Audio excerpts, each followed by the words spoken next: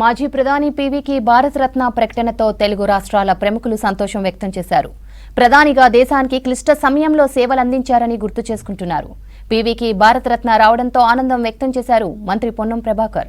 తాను ప్రాతినిధ్యం వహిస్తున్న హుస్నాబాద్ నియోజకవర్గం భీమదేవరపల్లి మండలం వంగర గ్రామానికి చెందిన పీవీకి భారతరత్న రావడం గొప్ప విషయమన్నారు. ఈ సందర్భంగా పీవీతో ఉన్న అనుబంధాన్ని గుర్తు చేసుకున్నారు. వంగర గ్రామంలో కార్యకర్తలు సంబరాలు చేయాలని పిలుపునిచ్చారు పొన్నం.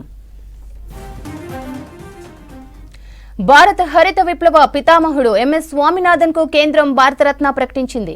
1925 ఆగస్టు 7న తమిళనాడులోని కుంభకోణంలో జన్మించారు ఎంఎస్ స్వామినాథన్. దేశ వ్యవసాయ రంగంలో సమూల మార్పులకు అభివృద్ధికి ఆయన విశేషమైన కృషి చేశారు. ఎక్కువ దిగుబడిని ఇచ్చే వరి వంగడాలను వృద్ధి చేశారు. స్వామినాథన్ కృషి దేశవ్యాప్తంగా తక్కువ ఆదాయం పొందుతున్న ఎంతో మంది రైతుల జీవితాలను మార్చేసింది. స్వామినాథన్ తన జీవిత కాలంలో చాలా పదవులు నిర్వహించారు. 1961 నుంచి 72 మధ్య కాలంలో ఇండియన్ అగ్రికల్చర్ రీసెర్చ్ ఇన్స్టిట్యూట్ డైరెక్టర్గా పనిచేశారు.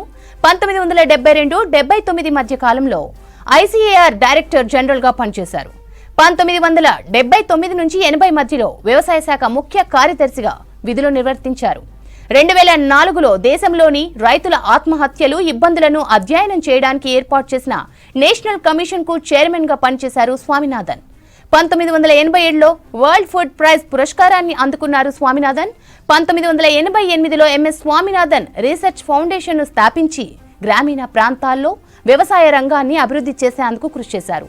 ఈ సంస్థ వ్యవసాయ పరిశోధనలతో దేశవ్యాప్తంగా 14 రాష్ట్రాల్లోని రైతులకు సాయం చేస్తోంది.